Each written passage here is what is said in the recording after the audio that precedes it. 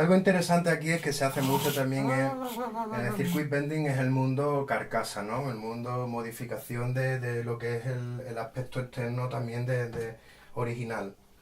Y es algo en lo que hay gente que le gusta mucho, otra gente que no lo hace en absoluto. A mí particularmente es una de las partes que más me gustan. Está canibalizado totalmente y utilicé partes del cuerpo original para crear la peana nueva, ¿no? Me gustaba el aspecto ese robótico, digamos, de dejarlo un poco ahí con todos los circuitos al aire, los cables, ¿no?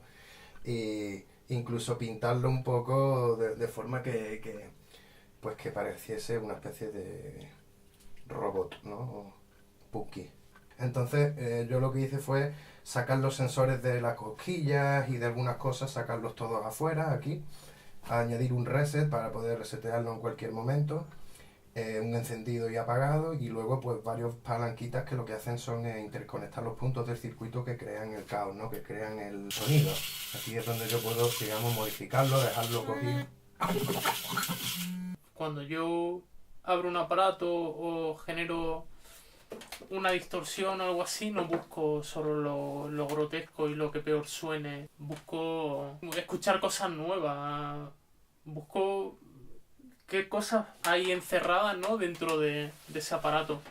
Y lo que hago es darle una salida, ¿no? A eso. Le doy una salida a esos impulsos que yo puedo entender, ¿no? Que son sonido o vídeo.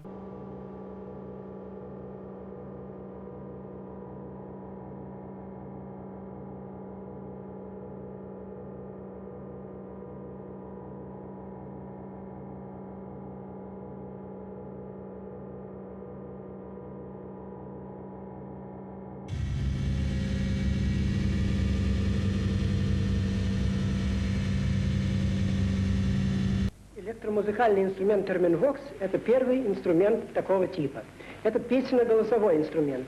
В нем управление мелодией достигается посредством влияния на электромагнитное поле около инструмента.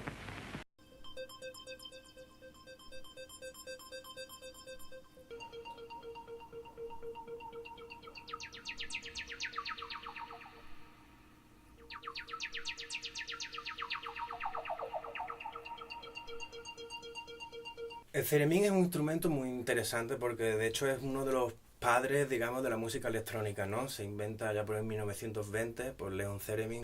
Fue responsable de muchos inventos de espionaje, de radio, transmisión de audio. Para mí siempre ha sido una pasión el ver un instrumento tan alienígena, tan antiguo y que aún así sea desconocido por mucha gente, ¿no? Entonces, desde que conocí el instrumento, mi obsesión fue comprar uno o fabricarlo. Y bueno, a la hora de fabricarlo pues hay diferentes alternativas como el theremin óptico, que la diferencia principal es que funciona por luz en lugar de por un campo electromagnético. Pero el efecto es el mismo, es acercando las manos a dos elementos, pues lo que tú quieres es generar un tono y controlar con una mano el volumen, con la otra la oscilación, digamos, el pitch o el tono de esa nota. Y ya pues con esas dos variables pues puedes o tocar cancioncitas o simplemente hacer efectos de ciencia ficción.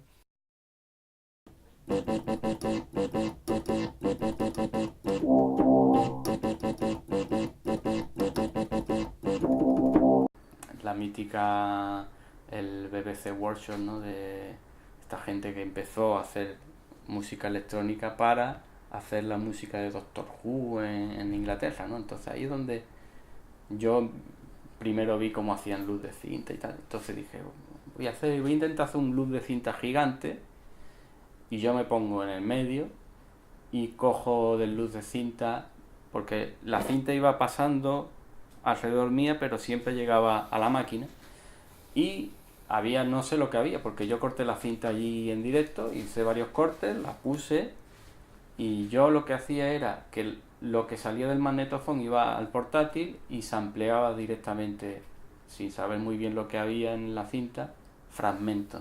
Y con esos fragmentos creaba la música. Una cosa que yo recuerdo era que mi madre murió como 2 semanas antes de la performance. Mi madre era la típica que decía, niño, con el ruido que hace. Mi madre nunca comprendió muy bien qué es lo que hacía, para ella siempre era ruido.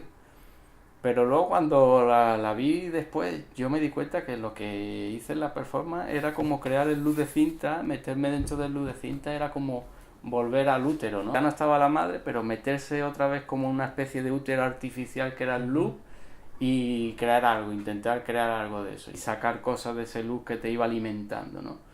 Pero hay un momento en que el loop se rompe y tú tienes que llevarte lo que te has cogido de ese loop, tú tienes que coger todo lo que tenías bueno de tu madre y llevártelo. Por ejemplo, yo ahora soy padre de 2 niñas y yo todo lo que he aprendido de ella y todo lo que he aprendido de mi padre y todo lo que he aprendido en mi familia, me lo tengo que aplicar luego. Somos loops andantes.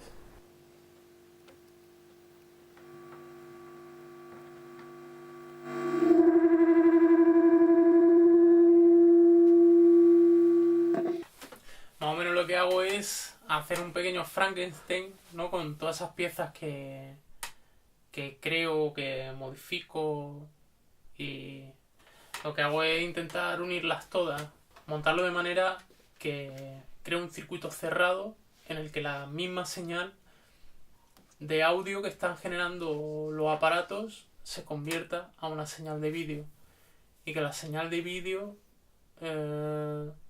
se retroalimente de sí misma y de el ruido que meto. Una sola señal eléctrica recorre todo el circuito y eso lo interpretan los distintos aparatos, que es lo que me interesa, ¿no? Ver cómo reacciona ese impulso un piano o un televisor o un pedal o cualquier cosa, ¿no? Realmente estoy metiendo señales donde no deberían ir y sacando señales de donde no se debería sacar, ¿no?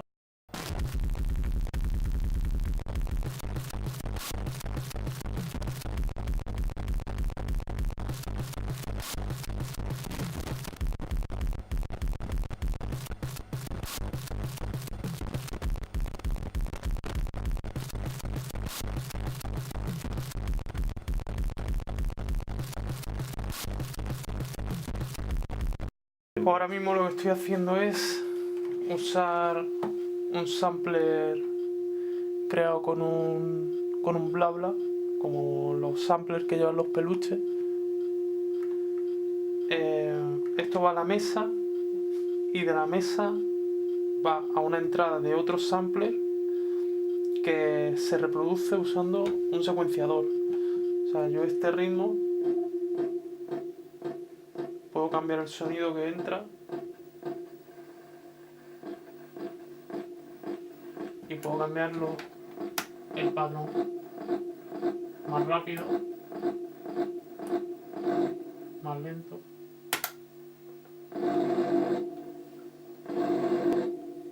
Y estoy usando también la reverb para sacar el sonido y volverlo a meter a la mesa.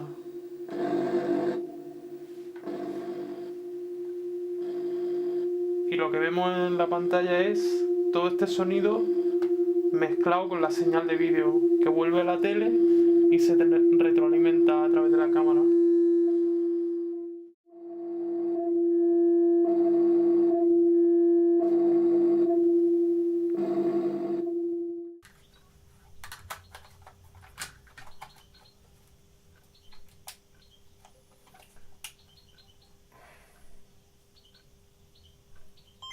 Todas las modificaciones que se hacen a la Game Boy se tratan de hacerlas más musical, más, digamos, un aparato profesional donde pues se evita, por ejemplo, el ruido intrínseco que tenía la etapa de amplificación, digamos, de los auriculares, que es un ruidito de fondo muy característico, pues se elimina para que cuando hagas música ese ruido no esté presente. Se mejoran cosas del diseño original, ¿no? Como por ejemplo la pantalla original no tiene luz y es de un verde también así un poquillo difícil de ver. Se trata de hackear la pantalla también, de adaptarla para que se vea mejor, se vea con más contraste, y le añadas tú una iluminación, digamos, backlight que se llama, una iluminación trasera del color de tu elección, con lo cual pues ahí la personalización es bastante avanzada. Ya hay detalles más pequeñitos como cambiarle los botones, cambiarle el color de la carcasa y demás, que digamos sería más fácil, pero luego hay modificaciones de todo tipo, desde ampliarle los bajos, desde es una inversión de la pantalla para que se vea en negativo, que también amplía el contraste y lo hace que se vea mejor, o directamente ya hackeos del reloj interno. Todo va a ocurrir más rápido, ¿no? Más lento.